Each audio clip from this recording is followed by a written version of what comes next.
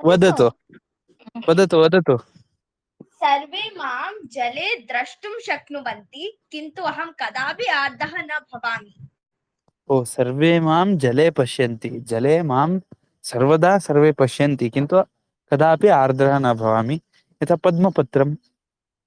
न ए आङ्ग्लभाषायां वक्तुं किञ्चित् जलम् अपि तस्य उपरि पतति। ओ पद्मपत्रस्य उपरि जलं पतति इति। आम्। हा, तर्हि किञ्चिदपि आर्द्रः न भवति। एकः किञ्चिदपि। प्रश्नः। एकं मम मित्रं पृच्छामि एतत् प्रश्नं, सः वदति जलमस्ति, सर्वेपि किमपि एकं वस्तु अस्ति, तद्वस्तु जले सर्वदा भवति, जले एव सर्वे पश्यन्ति किन्तु आर्द्रं न भवति, वद्य आगल अस्माकं रिफ्लेक्षन् वा अस्माकं छाया छाया, सत्यं भो, छाया, छाया आर्द्रा न भवति। प्रतिबिम्बं। प्रतिबिम्बं, छाया नास्ति, प्रतिबिम्बं। आं प्रतिबिम्बम्। इदानीम् अहं बहु कठिनं पहेलिकां वदामि। ओ कठिन प्रहेलिका, पृच्छतु। यदि भवान् एतस्य नाम वदति तदा अहं विलुप्तः भवामि। अहं किम्? ओहो, एतस्य किं पुनः पृच्छतु। यदि भवान् मम नामं वदति तदा अहं विलुप्तः भवामि। अहं किम्? वृद्ध की क्रुद्ध किं वदति? किं किम् अस्ति? वर्षा भगिनी किं वदति? वृद्ध भवति कि क्रुद्ध भवति, किं सः पृच्छति? विलुप्तः भवति। लुप्तः इत्युक्ते नष्टः भवति इति। नाम यदि मम नाम यदि वदन्ति, मेरा नाम पुकारा जाए तो No, मैं disappear. नष्ट हो जाऊंगा, डिसअपियर हो जाऊंगा। एवं तर्हि अहं कः इति। कस्य नाम वदामः चेत् सः नष्टः भवति।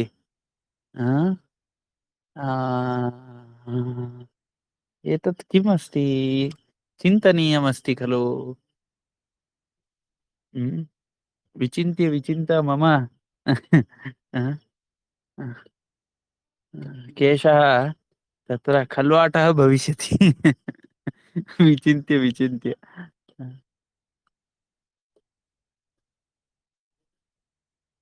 किं वक्तव्यं, तादृशं किमस्ति वा?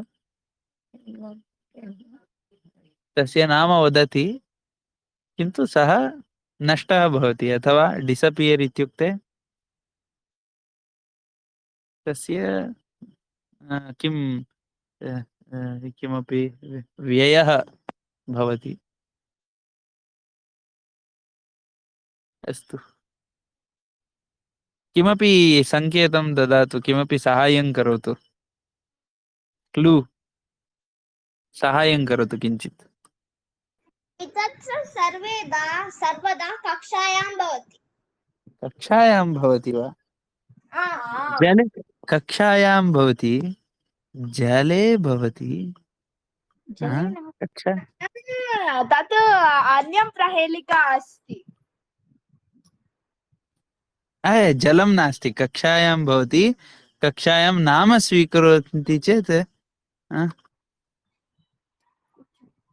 कक्षायां किं भवति भो तादृशं? प्रतिनित्यं कक्षायाम् अहं पाठयामि, किम् अस्ति? भवान् कक्षायाम् उपविशति तर्हि किम् अस्ति चिन्तयतु। कक्षायां भवान् आगच्छतु, अन्यम् एकं पृच्छामि। एकः प्रश्नः, यदि मम नाम स्वीकरोति तर्हि अहं लुप्तः भवामि, ನನ್ನ ಹೆಸರು ತಗೊಂಡ್ರೆ ನಾನು ಮಾಯ ಆಗ್ಬಿಡ್ತೀನಿ, ಯಾರು ನಾನು? अहं कः वदतु? मम नाम स्वीकरोति तर्हि लुप्तः भवामि, तर्हि एतद् वस्तु कक्षायां भवति, ಈ ವಸ್ತು ಕ್ಲಾಸ್ ಅಲ್ಲಿ ಇರುತ್ತಂತೆ, ಏನದು किम् अस्ति? ಚಾಕ್ ಪೀಸ್ इति वदति, नास्ति वा? ಚಾಕ್ ಪೀಸ್ इति नाम स्वीकरणेन चाक् पीस् नष्टः भवति वा? सुधाखण्डः नास्ति, तर्हि प्रज्वलग्रज यदि हा, भवान् शिलाखण्डः इति नाम वदति उच्चैः वदति तदा एतद् विलुप्तः भवति। न लुप्तः भवति सत्यम् प्रज्वलग्रज उच्च अहं भवतः कृते एतद् बहु क्लू ददामि। एतद् एकं सेण्टेन्स् यथा वदामि इदानीं तत् बहु क्लू अस्ति। एतत् बहु सरलं क्लू अस्ति सरलम् इति अस्ति अहं वा? वदामि। आम् इदानीम् अहम् एकं सेण्टेन्स् उक्तवान्। ओ, ओ, अस्तु वदतु वदतु। अहं पूर्वमेव उक्तवान् प्रज्वलग्रज यदि भवान् शिलाखण्डम् इति नाम उच्चैः वदति तदा एतद् विलुप्तः भवति चेत् एतत् शिलाखण्डम् अस्ति वा? नास्ति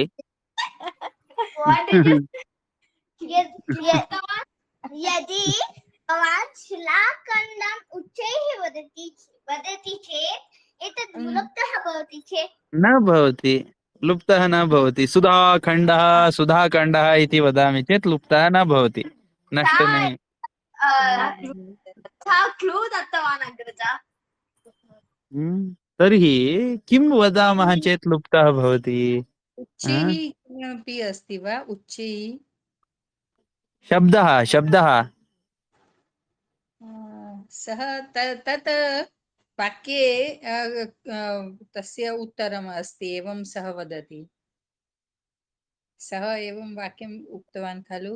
यदि उच्चैः वदति तर्हि उच्चैः शिक्षकः वदति तर्हि किं लुप्त भवति? एतत् बहु कष्टमस्ति भो। एतस्य कृते एतस्य उत्तरं यः ददाति सः किं विश्व रेकार्ड् इत्युक्ते किं कर्तव्यं? प्रज्वल अग्रज अहम् उत्तरं वदामि वा? अस्तु वदतु। English, man. किं निःशब्दः। किं? निःशब्दः। ओ निःशब्दः इति। तदेव अहं शब्द इति उक्तवान्, भवान् निःशब्द इति वदति। प्रज्वल अग्रज यदि अन्ते कक्षायां भवान् शान्तिः इति वदति भवान् एव शान्तिः भग्नं करोति वा खलु? सत्यं सत्यं सत्यं। तस्य नाम वदामः चेदेव शान्तिः नष्टा भवति इति। अस्तु सम्यक्, उत्तमम् अस्ति। किमपि पृच्छति पतिता पावन दास महोदय? I asked him to tell in English. That's done. आङ्ग्लभाषायां वदतु इति। No. Over. It's over. I understood. निःशब्दम् इति वदामः चेत् सर्वं शब्दं तस्यैव भवति इति। Silence. Silence. In English it applies properly. Silence. If somebody says, master says silence, silence is gone. सम्यक्। अहम् अनुवादं करोमि।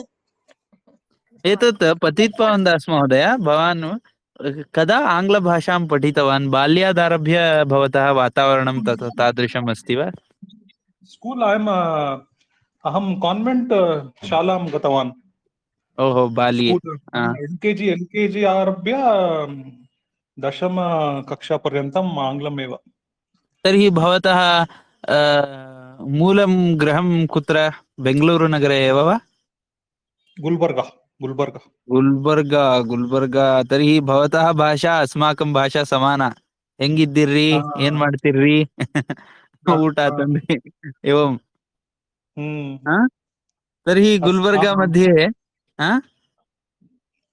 मध्ये एव भवान् एवं कान्वेंट मध्ये पठितवान् वा? गुल्बर्गा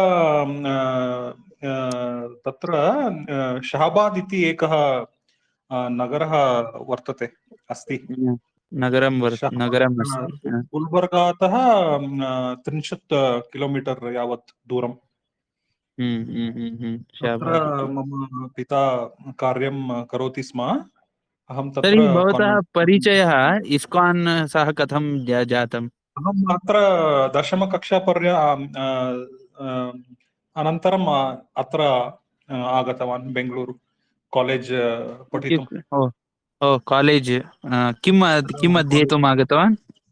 डिप्लोमा अधीतवान् मेकानिकल् हा, इंजिनियरिंग हा। तस्मिन् काले Bangalore.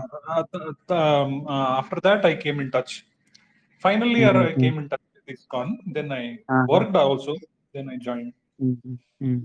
तत्र गृहे तत्र गृहेपि भवतः एतत् निर्णयार्थम् अनुमतिः इत्युक्ते सहमतिः आसीत् वा? अस्तु इति ते उक्तवन्तः वा? इत्युक्ते अत्र कार्यं करोमि इत्यादि। सर्वे न तथा वदन्ति, केचित् वदन्ति, बहुशः न वदन्ति। अनन्तरं ते जानन्ति सम्यक् कार्य एव अस्ति, चिन्ता नास्ति इति। चिन्ता नास्ति इति। अनन्तरम् अधुनापि मिलन्ति वा? तत्र मिलन्ति। बेङ्गलूरुनगरम् आगच्छन्ति अथवा मम भ्राता भगिनी सर्व अत्र एव अत्रैव सन्ति। निवसन्ति। बेङ्गलूरु उत्तमम्। नगरे एव सन्ति। अस्तु, उत्तमं। तत्र बहु 25 वर्षाणि जातानि खलु तत्रैव सेवां करोति। बहु तत्र अस्ति। पुनः सम्यक् अस्ति सर्वं।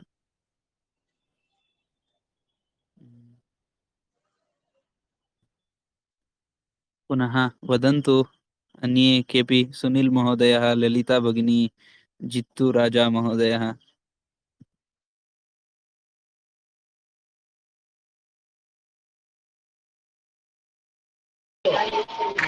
नमो नमः महोदय।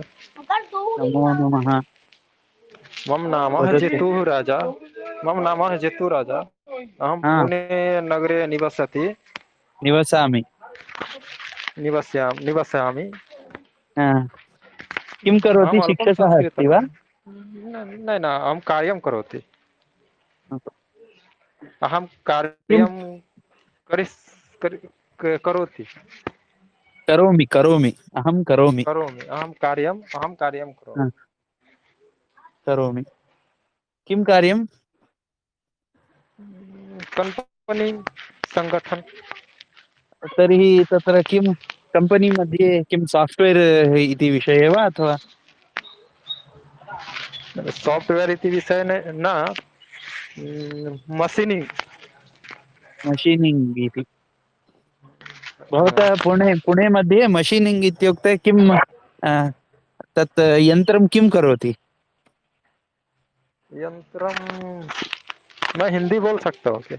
नहीं हा, होगा। हा, किञ्चित् किञ्चित् किञ्चित् हिन्दी वदतु। किञ्चित् किञ्चित्, थोड़ा थोड़ा।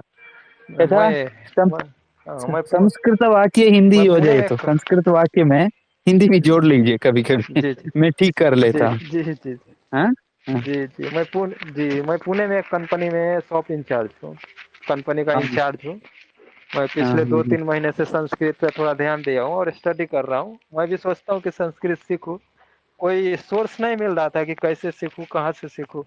तो एक दिन मैंने आपके टेलीग्राम पे ये चैनल देखा तो लाइव थे आप लोग, तो मैं वहाँ पे गया। हाँ, तो हम्म। तो अभी अच्छा, बहु सम्यक्। भवान् एकं आप कार्यं मेरा करोतु। आप मम आप यूट्यूब मेरा मध्ये अपि मार्गदर्शन एकवारं कर सकते पश्यतु। हैं क्या? जी जी हाँ, जी मैं हाँ, देखता हूँ, आपका देखता हाँ, हूँ। हाँ, हाँ, उसमें एक वीडियो है वो काफी अच्छा लगा था हमको, विद्या विवेक। हाँ, विद्याविवेकः। हाँ, जी आप मेरा मार्गदर्शन कर सकते हैं क्या थोड़ा? मैं हिंदी में थोड़ा हाँ, आपसे बात कर सकता हूँ कि 5 मिनट? अस्तु अस्तु, हिंदी भाषायां वदतु। अहं संस्कृतेन जी वदामि। यदि जी जी किमपि नावगम्यते तर्हि पृच्छतु। कुछ समझ में नहीं आता है तो पूछिए। जी जी जी जी जी मैं हाँ, पूछता हूँ से हम्म। संस्कृत सीखने के लिए क्या करना पड़ेगा संस्कृतं उसका? पठितुं तत्र संस्कृतज्ञानां सह तत्र संघः, संस्कृतज्ञानां संघः। संस्कृत जो जानते हैं उनके साथ जी संग जी करना होगा, उनके साथ जुड़ना जी होगा। जी जिस मार्ग से मतलब जो भी मिलेंगे जी उनसे जुड़ते जी रहना जी होगा। हम्म।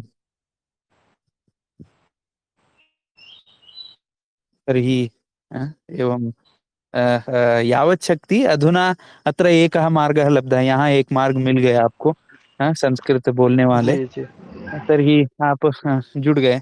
भवान कोई मिल नहीं रहा है, तो युक्तम। इसके लिए मैंने अभी हाँ, यूट्यूब से ज्यादा और हाँ, स्टडी कर रहा हूँ। पुनः पुनः केवलं जनैः साकं केवलम् अधुना टेलिग्राम जी जी हाँ द्वारा जी बोलिए। युक्तवान्, पुनः जी आप यूट्यूब बताइए। द्वारा कोऽपि कोऽपि लभ्यते चेत् यूट्यूब आपका द्वारा कितने कोई बजे से मिला स्टार्टिंग तो। करते हैं?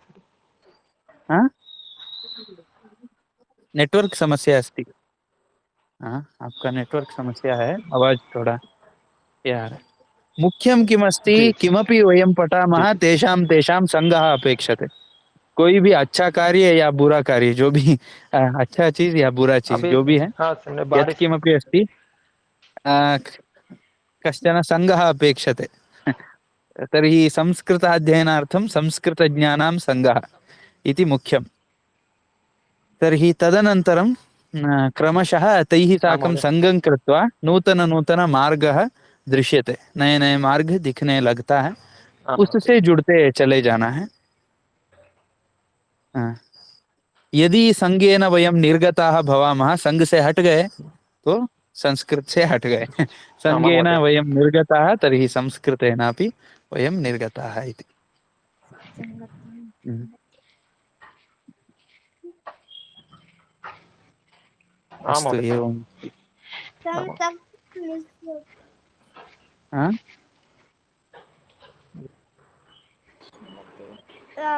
शोकरा किं वदति?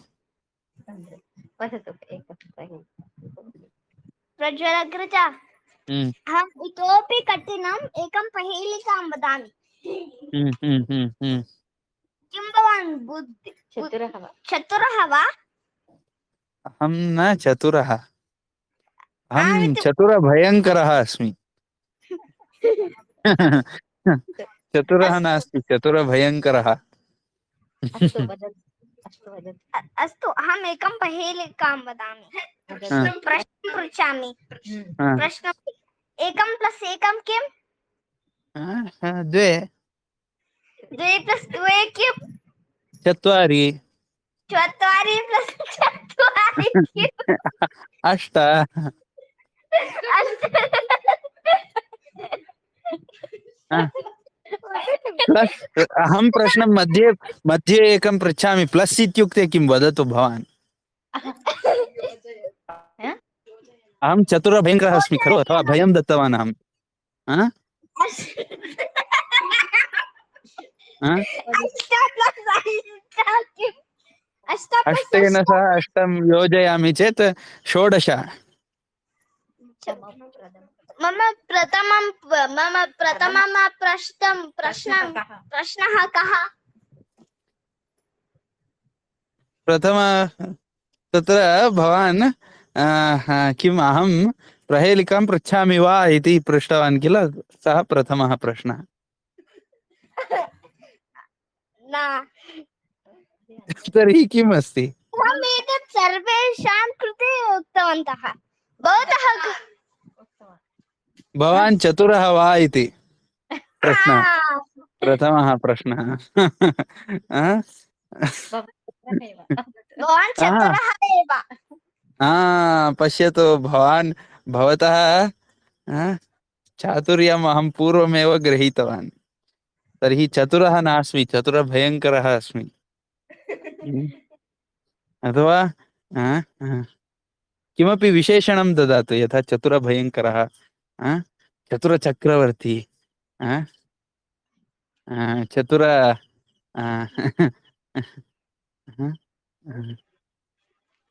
प्रज्वल एव। अग्रजा, यदि भवान्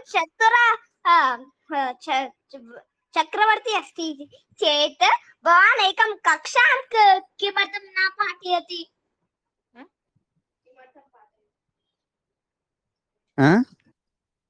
प्रज्वल अग्रजा, यदि भवान् चतुरचक्रवर्ती। चक्रवर्ती अस्ति चेत् भवान् किमर्थं प्रिन्सिपल् न भवति? ओहो, प्रिन्सिपल् सर्वेपि तत्र ते प्रांशुपालाः सर्वेपि चतुराः भवन्ति इति नियमः अस्ति वा? नास्ति। नास्ति, एवं नियमः अस्ति वा? तर्हि ये ये चतुराः ते प्रांशुपालाः इति नियमः अस्ति वा? जो चतुर है वो सब प्रिंसिपल है, ऐसा नियम है क्या? नास्ति। तर्हि अस्तु, भवान् प्रिन्सिपल् नास्ति, टीचर् नास्ति, तदा हम्म। भवान् पण्डितः किमर्थं नास्ति? हम्म, अहं चतुर चतुर भयङ्करः चतुर चक्रवर्ती पण्डितः इति न भवति। किमर्थम् इति पृच्छतु। तस्य भवान् एतस्य प्रांशुपालः अस्ति। हम्म, किं भवान् एतस्य प्रांशुपालः अस्ति। ट्रान्स्फर् इत्युक्ते? प्रांशुपालः, प्रांशुपालः, प्रिन्सिपल्। लैव् स्ट्रीम् अस्ति, प्रांशुपालः प्रिन्सिपल्। ओहो अस्त्र आम्, अस्तु, स्वीकरोमि भवान् वदति चेत्। तर्हि मया प्रतिनित्यं द्रष्टव्यं, यथा विद्यालयेषु यः प्रांशुपालः भवति सः प्रतिवर्षं पश्यति अटेंडेंस कियद् वर्तते इति, उपस्थितिः अटेंडेंस कितना है देखते हैं। तर्हि अहमपि पश्यामि, यदि प्रतिदिनं न पंच गच्छामि, किन्तु yesterday न, किन्तु अहं yesterday न गच्छामि। किमर्थम् इति अहं न अहमपि गतदिने न गतवान्। तर्हि गतदिने विद्यालयस्य विरामः। विरामः। गतदिने आसीत्, अतः न गतवान्। तर्हि भवति अग्रिमदिने। अधुना अहं पश्यामि, तर्हि अहं प्रांशुपालः अस्मि खलु, सर्वेपि छात्राः कक्षाम् आगत्य उपविशन्ति वा इति। नो चेत् अहं वदामि भवताम् अटेंडेंस नास्ति, परीक्षा नास्ति, गच्छन्तु इति। दण्डं स्वीकृत्य ताडयतु।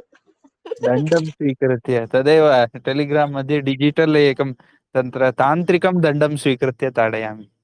प्रज्वल अग्रज, इस लाइव स्ट्रीम अस्य दण्डं किमस्ति इति अहं जानामि। किम् अस्ति? यदि भवान् प्रथमं नापि वदति, अन्ते न भवतः आज्ञाः न करोति, भवान् किमपि वदतु इति वदतु, तदा म्यूट् करोतु। तदेव स एव दण्डः।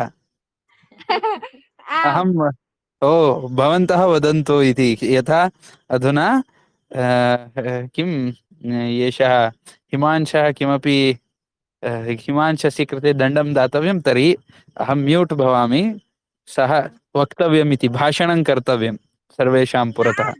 अहं किं वदामि, यदि भवान् अन्ते इत्युक्ते इति लोगो अस्ति, तस्याः साइड मध्ये इति माइक लोगो अस्ति, तत् प्रेस करोति चेत् म्यूट फॉर मी इति अस्ति, तत् म्यूट इति वदामि।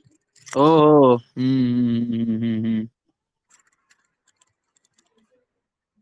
अस्तु, सम्यक् अस्ति। सुनील महोदयः वक्तुम् इच्छति वा?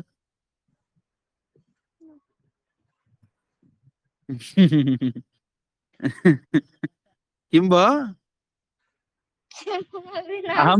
अहम् अत्र किं वदामि जानाति वा? छात्राः यदा भवन्ति, शब्दद्वयं मम अस्ति। एकं तत्र मूर्खोत्तमः इति एकः शब्दः, द्वितीयः शब्दः मूर्खसार्वभौमः इति।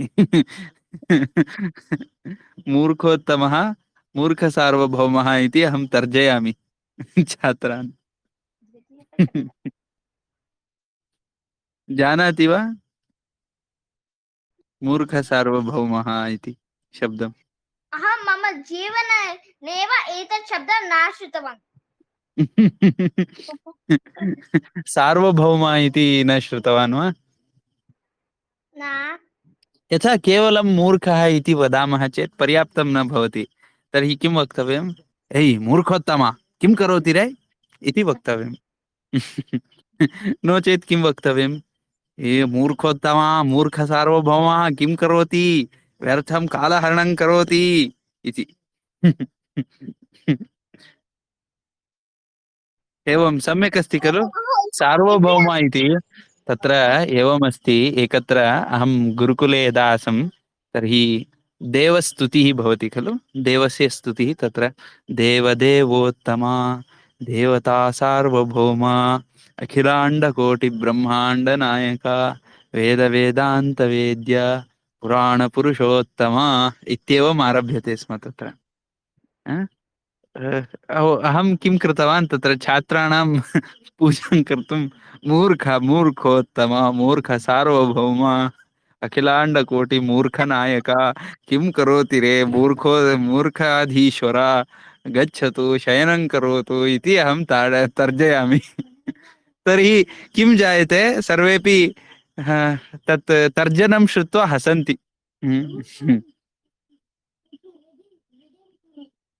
शाकानन्दः इति एकमपि अस्ति।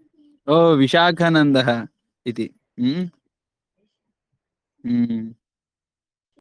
वैशाखनन्दनः इति गर्दभः इति वक्तुम्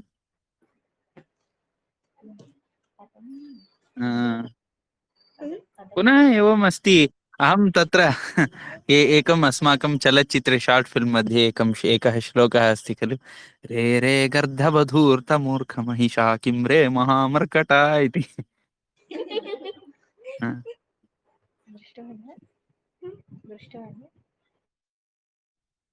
किम् श्रूयते वा किमपि वदति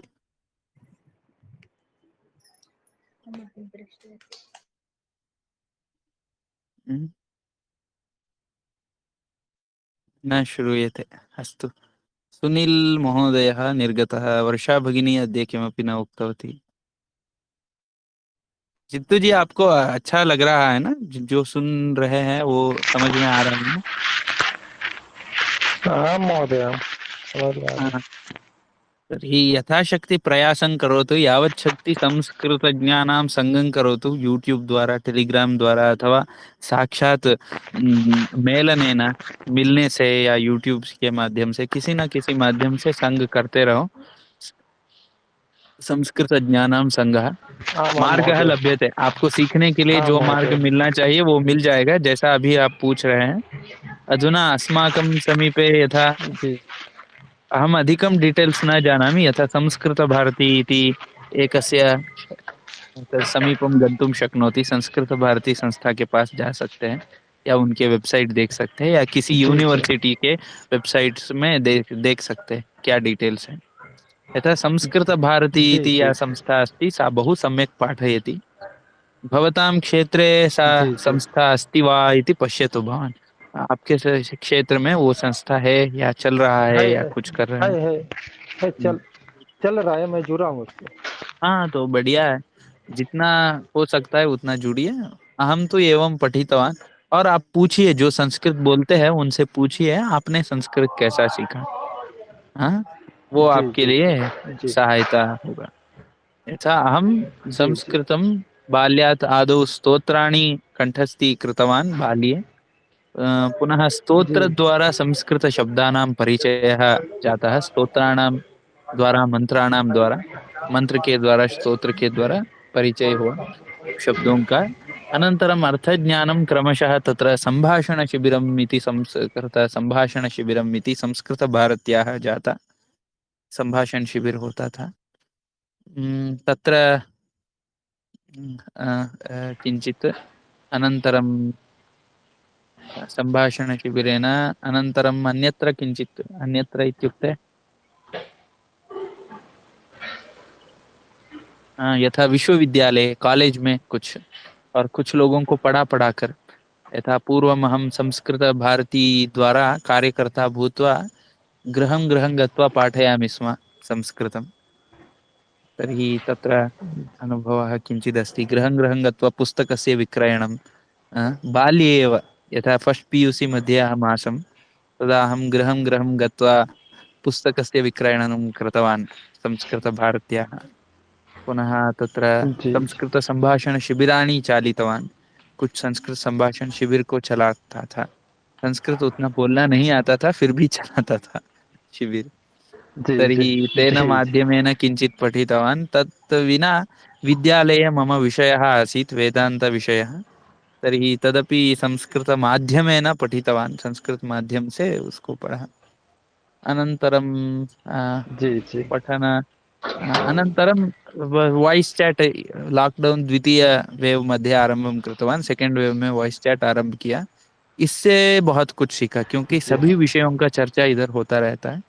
सर्वेषां विषयाणाम् उपरि चर्चा जी भवति। तर्हि सर्वेषां वस्तूनां विषये शब्दस्य परिचयः जातः। सभी वस्तुओं का शब्द परिचय हो गया।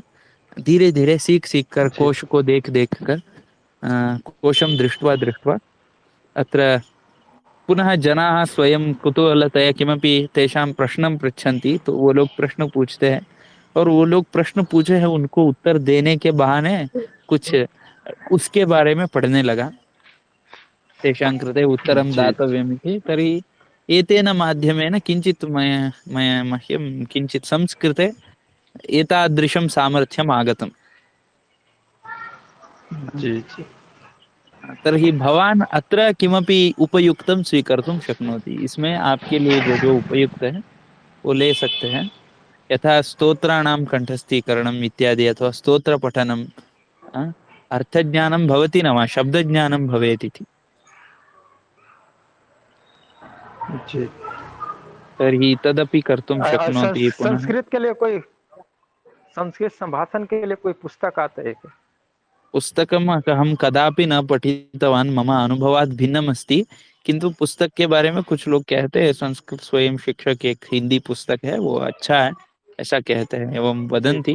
अहं न जानामि स्पष्टतया।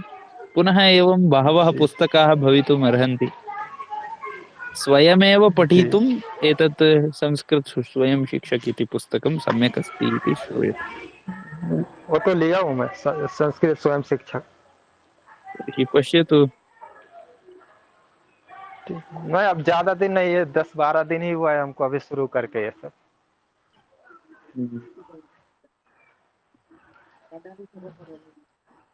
अस्तु, समयः जातः।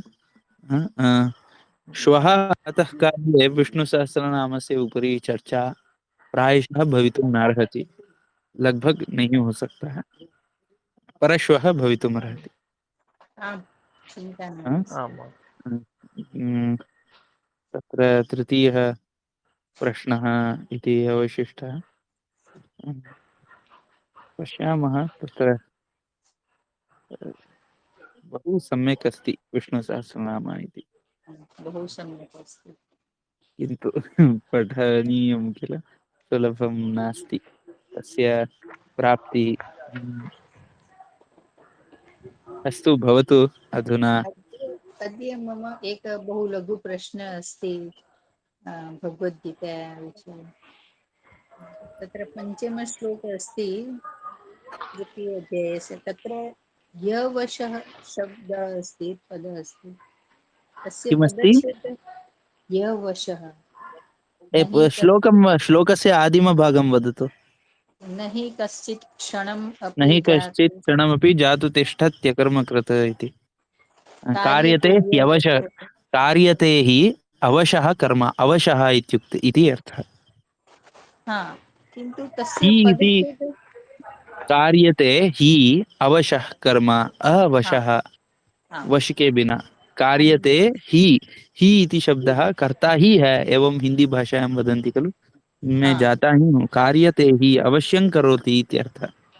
हा कार्यते ही अ, अवश्य कर्म, अवश्य होकर वश के बिना वो हमें हा कर्म करवाता है। हा सर्व प्रकृतिजैर्गुणैः। पुनः केन कार्यते? प्रकृतिजैः गुणैः कर्म कार्यते, अवशः कर्म कार्यते इति। क्षम्यताम् अग्रजा, अहं गच्छामि। पुनर्मिलामः। अस्तु, धन्यवादाः। धन्यवादः। पुनर्मिलामः। शुभरात्रि। शुभरात्रि। अस्तु, अद्य समापयामि वा? आम्। अ,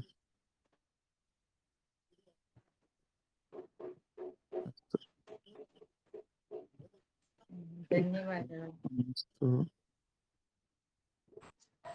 धन्यवादः महोदय, नमो नमः। धन्यवादः, नमो नमः, पुनर्मिलामः।